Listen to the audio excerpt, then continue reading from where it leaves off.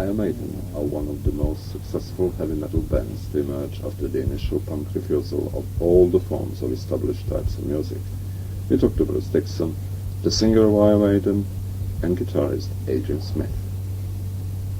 When did you decide to start your tour in Poland and beyond the Iron Curtain? Well, because we wanted to tour there, and August was the only time we could tour there, really. When there's nowhere else to tour in Europe, because everybody's on holiday. Yeah. So, You had to deploy to countries they couldn't afford to go on holidays. Is that so? Well, no, I mean, I assume that we were just told by the Polish promoter that August was fine. If we hadn't gone to Poland, we'd probably have gone down to Greece or somewhere like that and all around there. So August we spent touring Poland and Yugoslavia and around France, a few shows in Italy and everything. But if I'm not wrong, that's one of the very first tours after Stones played. I mean, talking about Poland. It's one of the first big tours, I mean, I think, yeah. What's the idea going in there?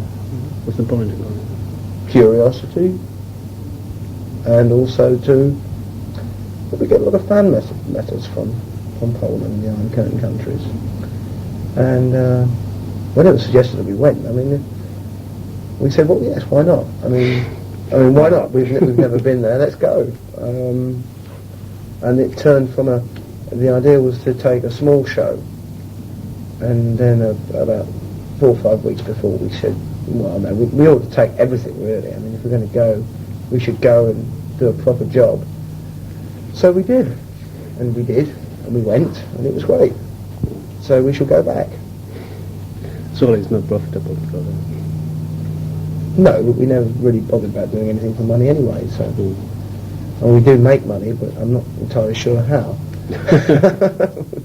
with this show on the road. Maybe the t-shirts. Oh, yes, you can't sell those in Eastern European countries. No, you don't You're make... not allowed to sell. No, not t-shirts, no records, nothing. There must be sought after items in black markets. Oh yes, black market ones, yes, definitely. But obviously it's normal that Yugoslavs knew your music because Yugoslavia. How did Polish react to your music? Did they know the numbers? Did they sing along? Yeah. I mean, Number of the Beast they were up on. Peace of Mind, obviously. See, what they do is they get the records in the black market, and then sort of bootleg it, and it goes around the country. Gradually, they get to play a few tracks on the Polish radio too, which obviously gets taped. So they tend to be about, I suppose, about a year behind in terms of, actually knowing all the songs from each album. So that Number of the Beast they were fine on. Peace of Mind, they're a little bit unsure. The new album, they didn't know anything. But still the reaction was very strong. Just because you're there and you're playing and you're having fun. I mean, they were fabulous. Yeah, but that doesn't make EMI happy, does it? They're not right. Don't get Fiona involved in this one. No. Fiona, I'm sure Fiona doesn't object to us being told you, Fiona. No, you don't.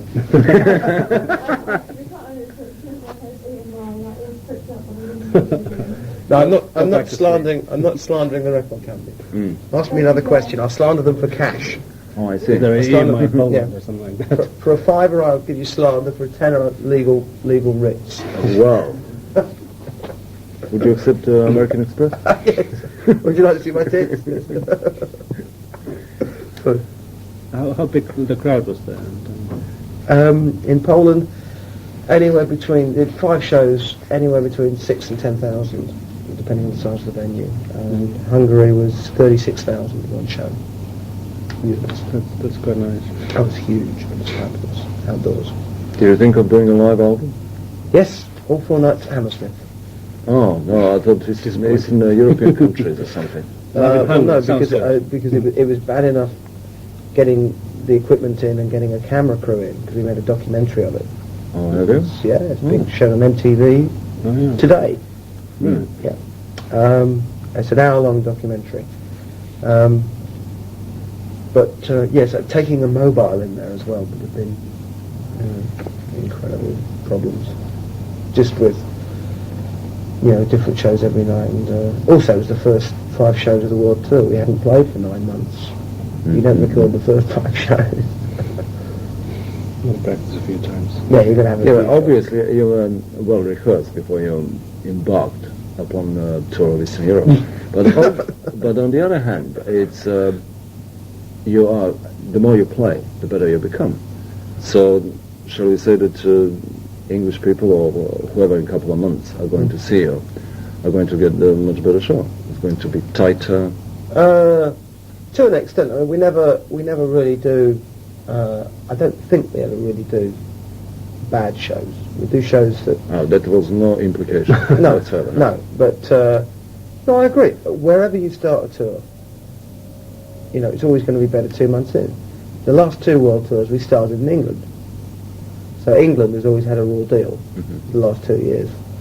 Never had that impression. I've seen UK progress. I never thought that they're all deal. You know what I mean? Oh, well, in that case, the Polish people got great shows.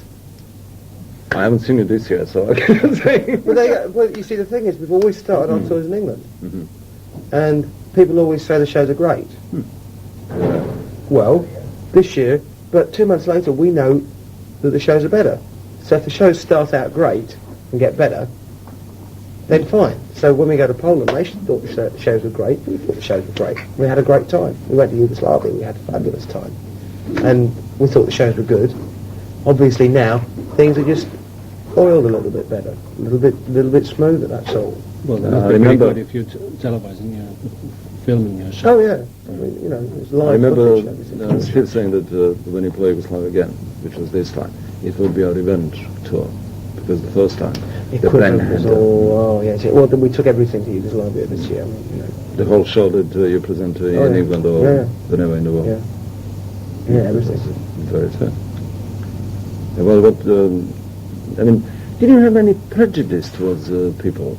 Non-rocking people? I mean, very apprehensive how they would react to something? No. Because, I mean, if you play in England, you know what reaction can you expect from you have to take, if you go to a new country and it must be a big challenge now, you come to think of it. you go to a new country that hasn't experienced you before, you have to go with your eyes and ears wide open, because you don't know how they're going to react. I mean, even if they like it, you don't know how they're going to react. They're not stand there and go like that. That might be a fantastic reaction for that country. You know, so you have to do a couple of shows and talk to people afterwards, is the way. But in Poland, there was no doubt. I mean, it just went nuts. I mean, leaping around everywhere. It's great. One of the best audiences in the world, without any shadow of doubt. How has it otherwise been in the country, compared when you're touring the Western countries? Well, obviously it's a very poor country economically. I mean, fantastic people. I mean, I had so much respect for them after having been there, seeing, the problems under which they have to live. Not being able to get this, not being able to get that. And to kill for whatever they can get. Yeah, and not even having access. That was the thing that got me. They don't even have access to most of the things that we've got in the West. Even if in the West, you can't afford something, you can at least borrow it or hire it or go and get it or know somebody who's got one. It's nothing like that in Poland. It's not. Like a computer or a record or something. Yeah. You can go to a friend and listen to it. You can go there, but in Poland you can't, and that's even books. I mean, what about the organisation?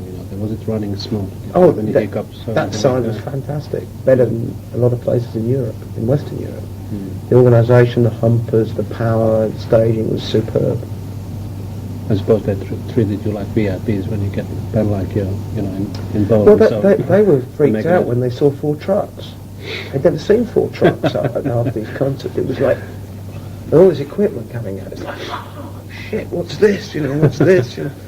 And we were very nice as well. We tried to, go out of our way to behave yourself. Yeah.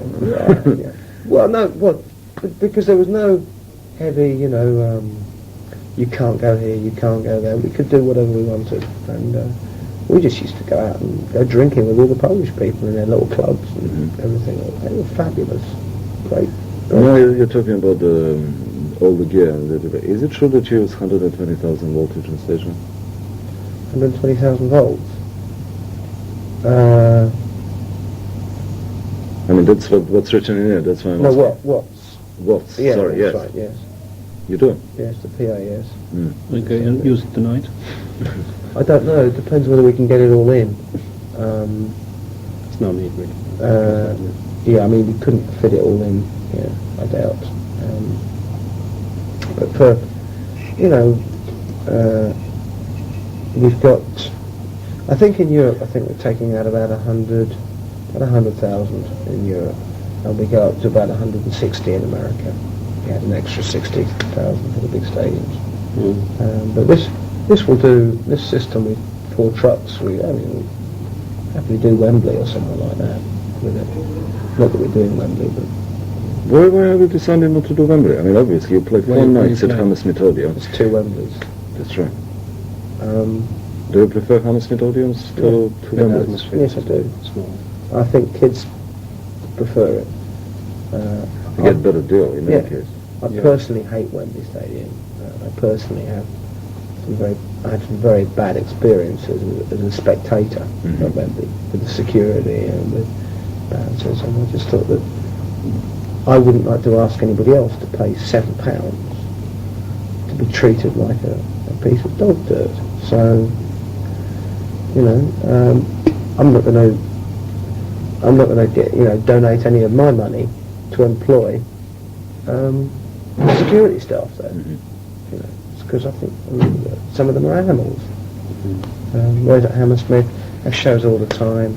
The kids know what to do, what not to do. The security guys are friendly. You know, it's all very mellow. People can get on with enjoying the show. Much better. So you had a bad experience at Wembley. How do you find playing big stadiums in America? Well, I mean, obviously you cannot see somebody who is 100 yards down. no, but that's different because England's a much smaller country. So I'm aware. Do you care more about the fans in England or, let's say, in America? No, I think in America, if you went to play a small stadium, a small theatre, people would genuinely think you were mad. Yeah, that's right. For a start, if there are 10,000 people in Denver on a CRM Maiden, and you announce one concert in a 3,000 seat theatre, there's going to be 6,000 people going to wreck the theatre because they can't get in. That is not the way to go and play Denver. So you What might about doing it twice? no, even doing it twice. Or 3 times in 10. 3 times. You know, so you do 3 times. So the United States tour takes you 15 months. You know, I mean, That's the point, yeah. yeah, I mean it's such a big place. You know, there's such a lot of people, and it would take you 15 months. It takes us 5 months at the moment, and that's playing 10,000 seaters. So 5 months American tour now. yeah, On its own. on its own. Let's go on to 11 months altogether. Nicholas said you're doing another 11 months. How do you look at that prospect? Knowing that I look you're at it- going to live out of a suitcase for another 11 Well, I've months. been living in a survive. suitcase for 3 years. Does it ever get you down? I mean, wouldn't you like to go back home?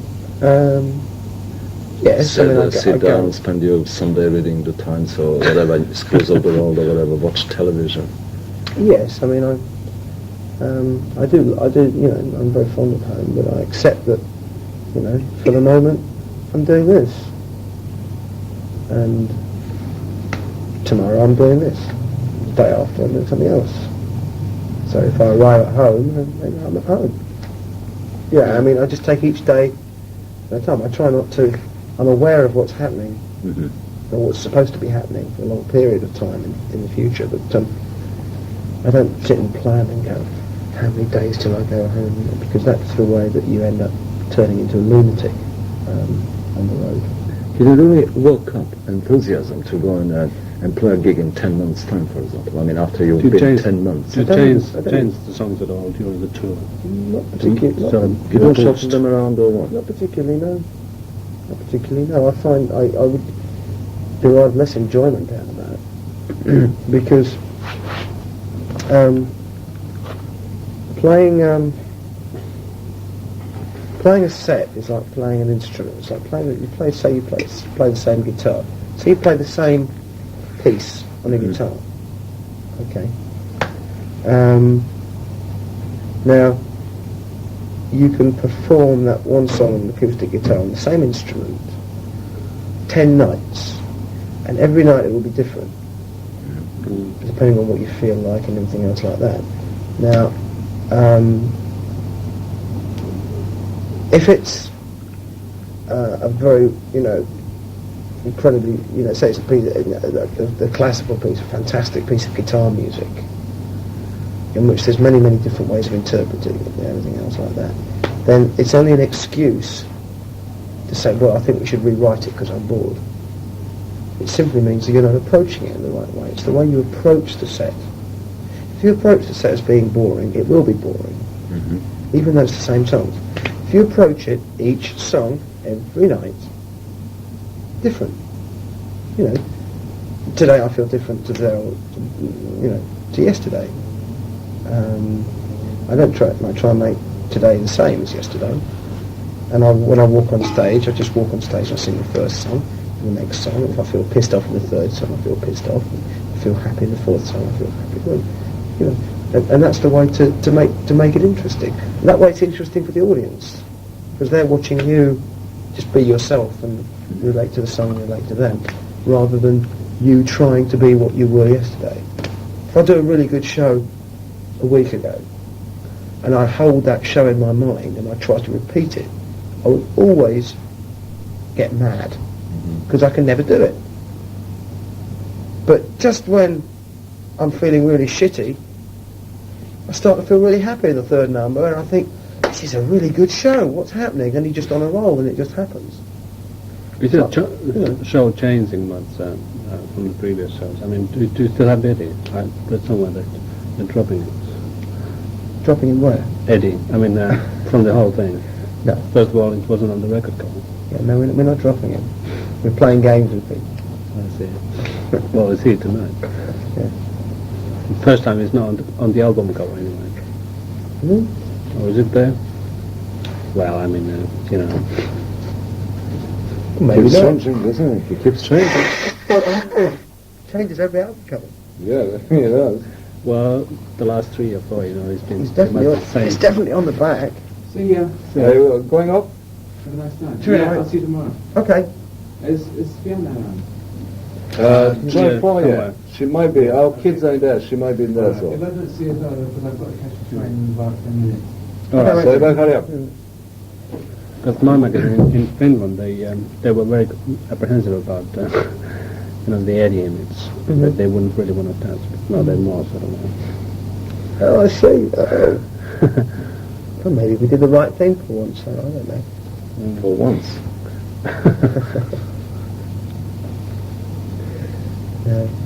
I think we can play games with it, you see. 5 years' time, you may come up with a really horrendous, horrible album cover. We'll be selling 6 million albums worldwide, and people will go like that. Cause everybody have heart attacks. Now you have somebody in your own company to compete with, Wasp. Oh, Wasp, Trying to do outrageous things. Not really interested in competing with them. They come from a totally different different direction. Yeah, they are all TT and Yeah, I mean that's on the Alice Cooper Kiss. Really Kiss. I mean, it's Kiss revisited. You've seen them live, obviously. Never seen them live. No, I've seen videos of them live. And stuff. They play in Finland this coming week, or you'll be playing in a month time, I think. Yeah, you have played in Finland before? Yeah. So, what do you remember from there, compared to other Eastern European countries? Finnish vodka and so. No. I remember Finland. I remember being astonished at the number of people I saw standing around at about. We were coming back from the show, and the streets to the hotel. Streets were full of people, all drunk, all fighting, and I was Sounds like Saturday night. Friday night in Finland. yeah. and I was quite amazed because See what sort of reaction your concerts get the Finnish people. I don't think I've been to the concerts. No.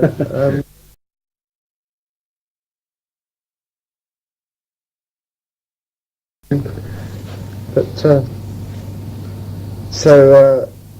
no, the concerts were great actually.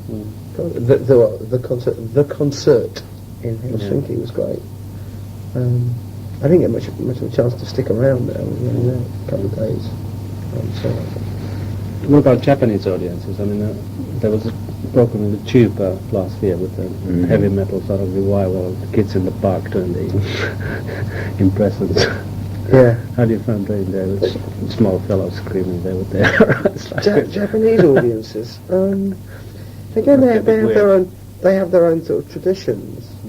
They're very friendly audiences. I mean, I don't think there's a. I don't think there's a single malicious person in the entire crowd when you play in Japan. I mean, everybody just seems deliriously happy. Either that or they're crying. Committing seppuku. But no, everybody always seems, incredibly happy when we play Japan. And they throw wonderfully colourful things at you on stage. I mean, in America they throw hideous objects like Zippo lighters and coins and dangerous sharp rocks and things, beer bottles. In Japan they throw little sort of, little rubber squashy tennis balls and balloons and paper streamers. And it's all hundreds and hundreds of paper streamers like typewriter ribbons and things. And it's all kind of like a sort of big carnival sort of thing. It's actually must be a bit weird in playing there. I mean, it's quite nice actually. It's different, Your show is rather sort of get the people up. Yeah, but they respond instantly. I mean, they all stand up and go, "Oh, like that," and they respond instantly. That's the nice thing about it. So you're rather at a loss to know what to get them to do next. But you've been touring and playing in quite a few places around the world. Where have been the weirdest gigs? The weirdest gigs.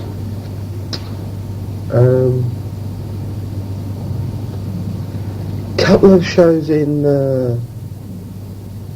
America were pretty strange. Because America is such a big country; it can be fabulous one day, and then you end up in a little hick town in the middle of nowhere, and the people are very strange, And some of the shows, Roughnecks. Yeah, well, some of the shows we did a show in a university town called Charlotte, I think it was South Carolina. And the audience all stood up and we went on, and at the end of the first number there was total silence. Silence,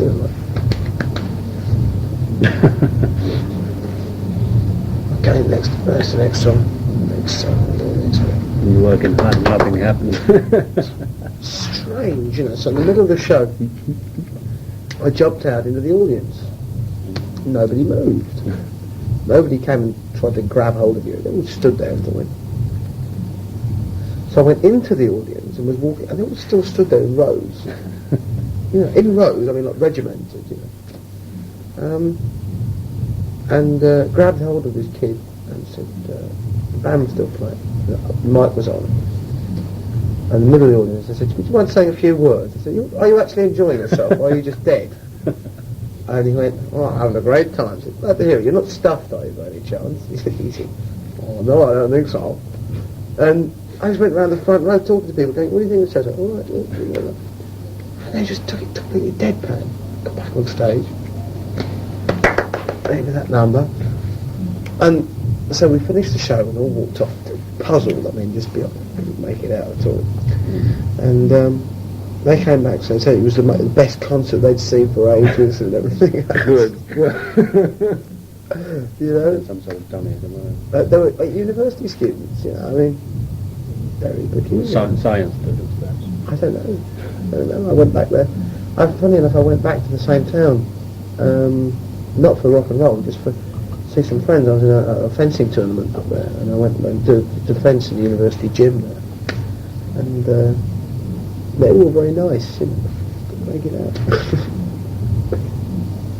You know that you were going for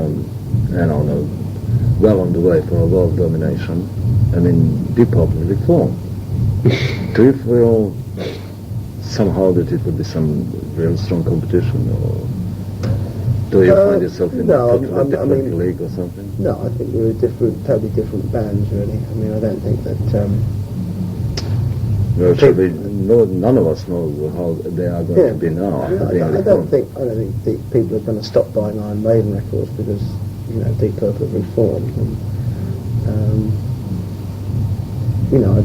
I don't think it will really affect either band.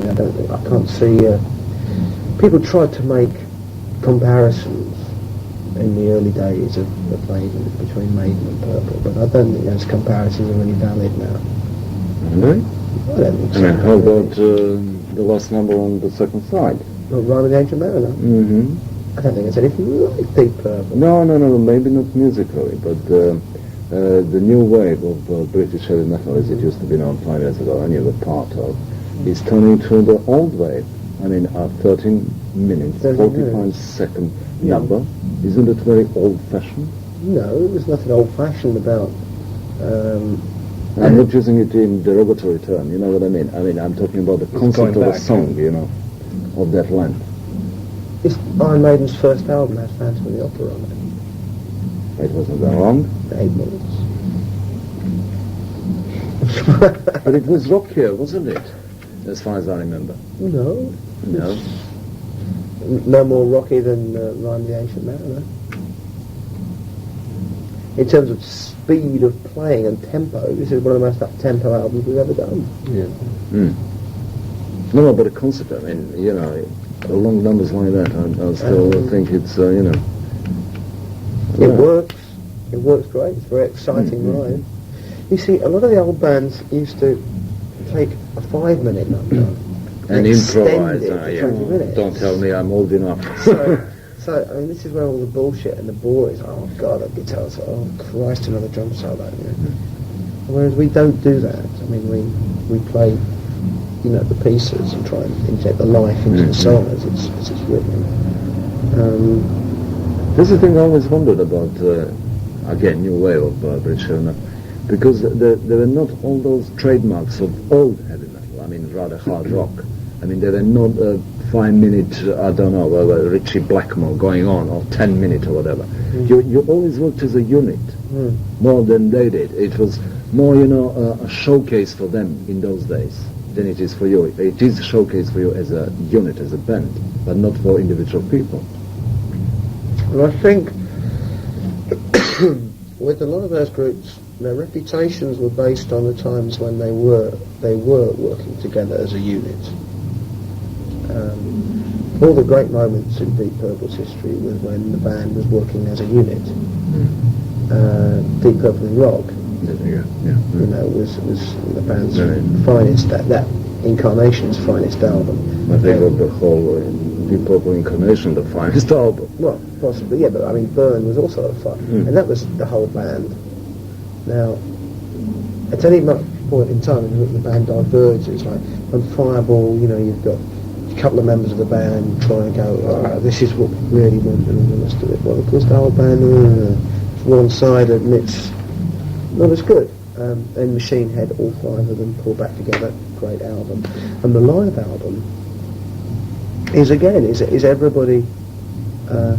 everybody working as a unit, but given working as a unit, off you go, Richie. Right, come back. And that's why it's so great, because it's on the edge. It's on the edge. It's not. But the Deep Purple, the California Jam, that video is just extravagant. I mean, a 45-minute version of Space Trucking.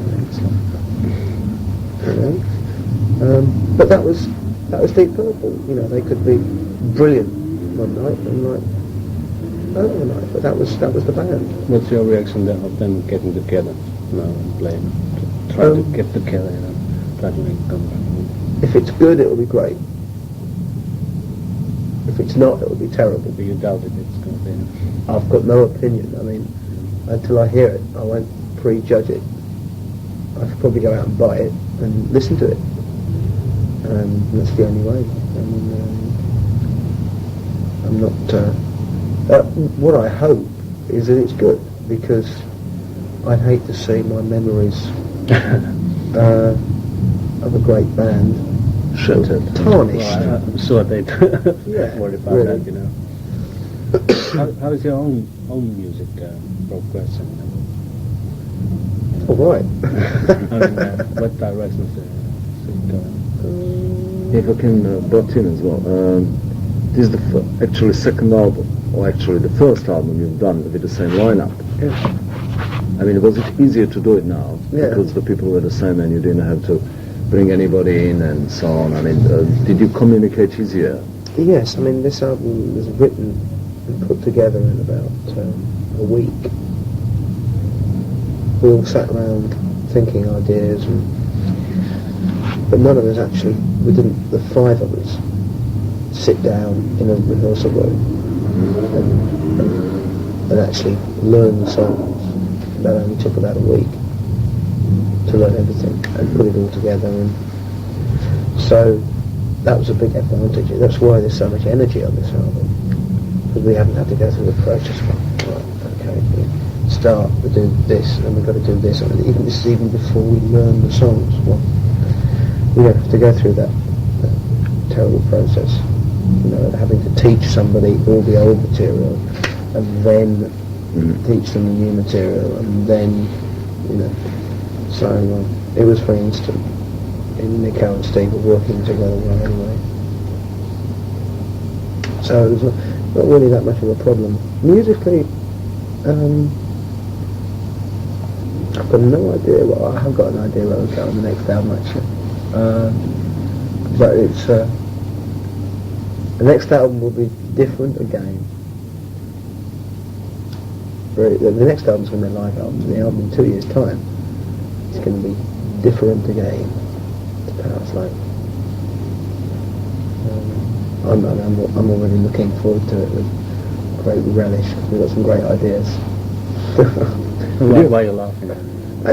We've got some great ideas. I'm really looking forward to it.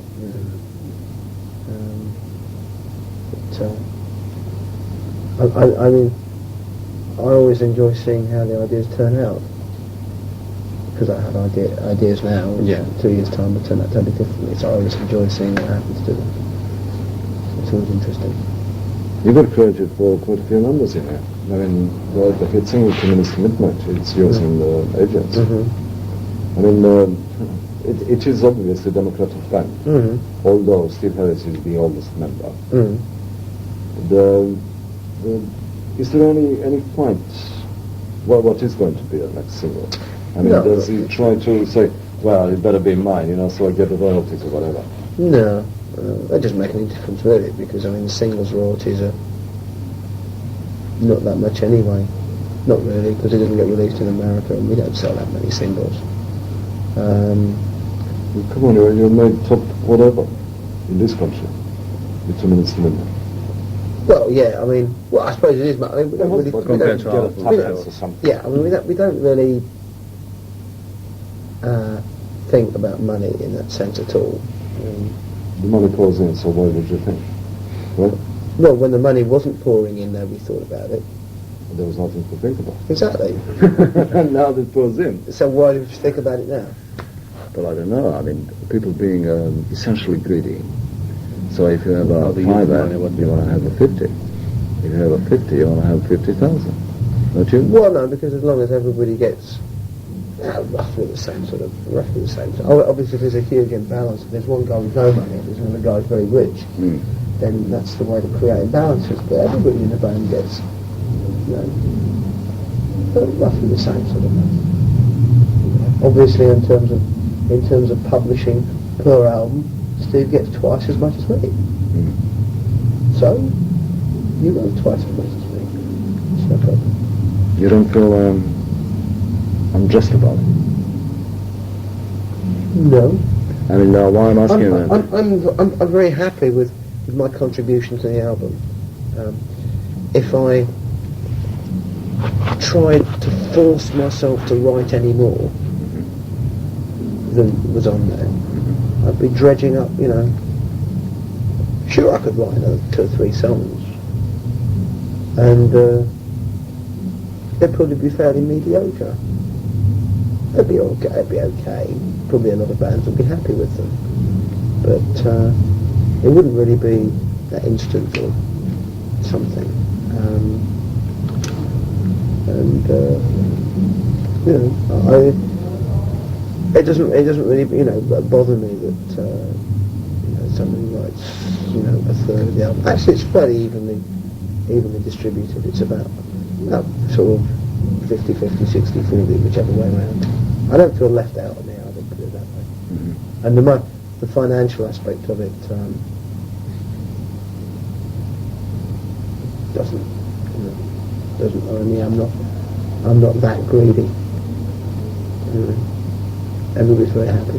Why should you let money interfere with what's essentially a creative endeavour? I think it did split quite a few big bands. Sorry? It did money did split quite a few bands. Yes, I think money and associated Evils. yes. Money, associated evils, egos, drugs and everything else. All enters into it.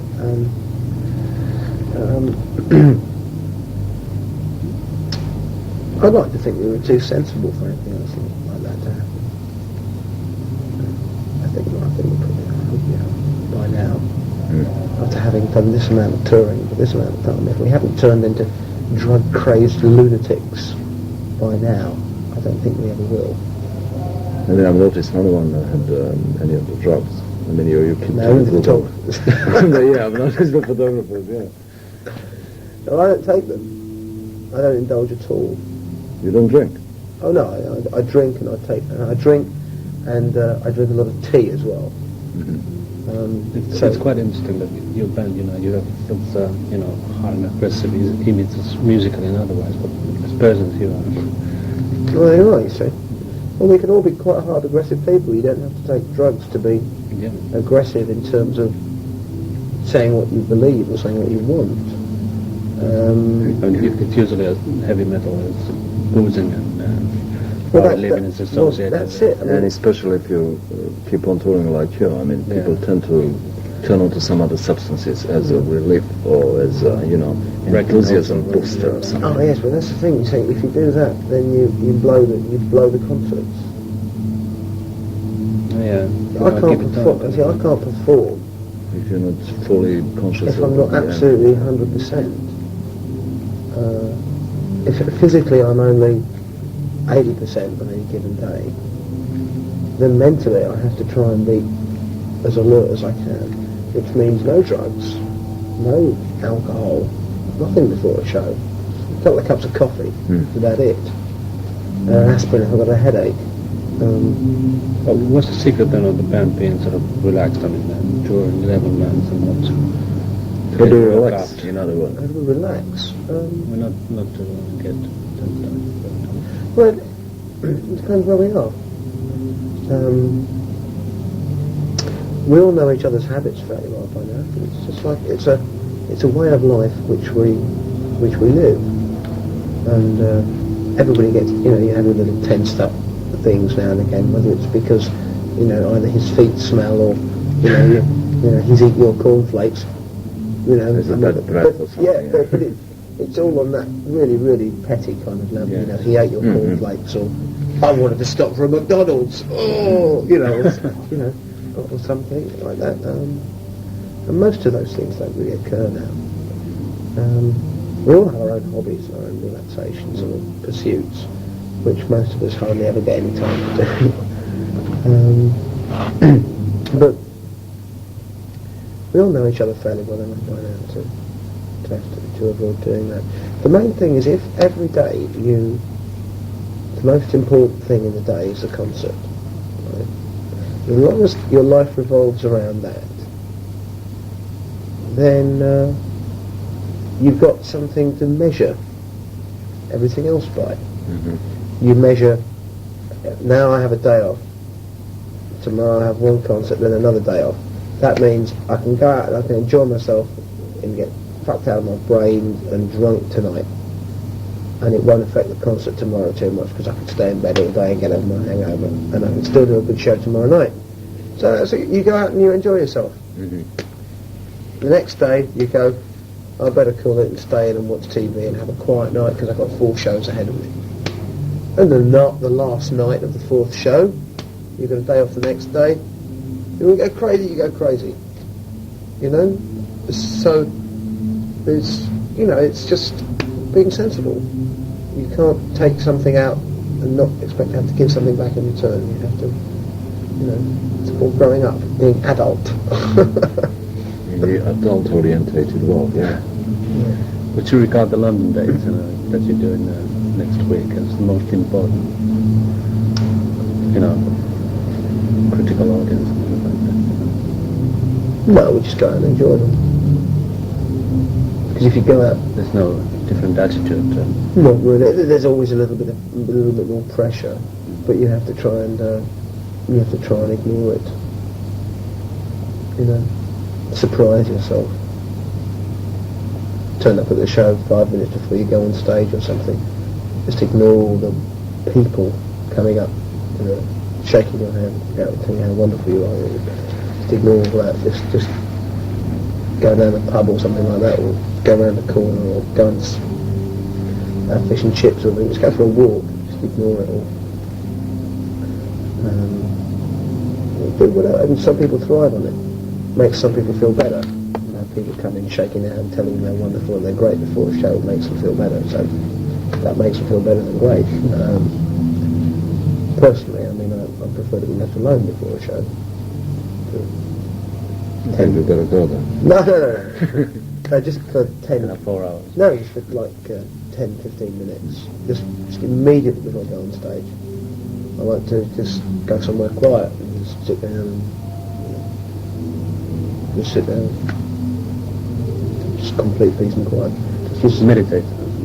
Yeah, sort of. I sort of stretch a little bit before I go in because I find it helps me relax. And you're doing some of these ridiculous stretching things and everything, stretching hamstrings and back and things like that. And while you're doing it, it's a kind of meditation because all you're thinking about is because you're putting yourself through all this pain for a quarter of an hour before a show, and it builds up your adrenaline level because your response to the pain is to produce adrenaline to combat the pain, and you're thinking, why am I doing this? Because I'm going on stage in 15 minutes. And I've got so sort of hooked on it now, and I tried not doing it for a show. I felt terrible. I felt like I was at the sound check. I felt like I shouldn't be there. So I don't know how I ever used to go on stage without doing it before. Well, the answer was I used to go on stage and I used to pull muscles. I used to go on stage and used to go on so tense that I'd try and go absolutely crazy the first 2 numbers, and I'd come off with trapped nerves, pulled muscles, God knows what. You'd think I was a boxer or something, the injuries I used to get. So now I go on and I'm relaxed and I leap around and I don't get injuries. I'm happier.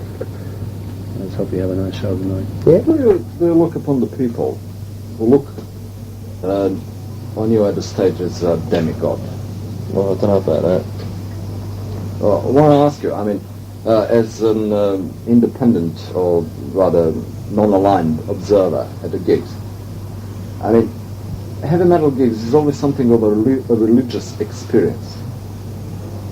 You know what I mean? There is something special about it. Yeah. It doesn't come on any other gigs, especially not with electronic bands, Yeah. It's always a lot of excitement and atmosphere. Because I suppose, people wait for ages to see us. When they do see us, they appreciate it. Because we're playing around so much, we don't get time to play very often in one place. We're playing maybe once a year. So I suppose when we get there, people are happy to see us. But do you appreciate this way that you tour the world, or did you prefer the old way when you were less known and less popular, or there was a less demand for you to play Australia and Japan and go for sake in America? Yes, it's I think it makes it, you appreciate success more when when you're not so much in demand and you can't get a lot of work.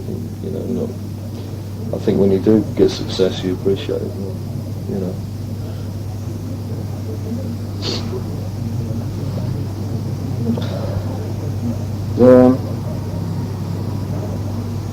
Let's see. Yeah, a very big question. After the initial, surge of new wave British heavy metal, it's become a lull. I mean, except you and Saxon, nobody came out of that. And at the moment, there is no new bands coming up. What do you think it's so? I mean, I think there's still plenty of bands around, but maybe record companies aren't signing them up as fast as they were in sort of 1980. I don't know. I think there's still plenty of bands around. I think there always will be. Just playing clubs and pubs. But I think you just get a lot of bands.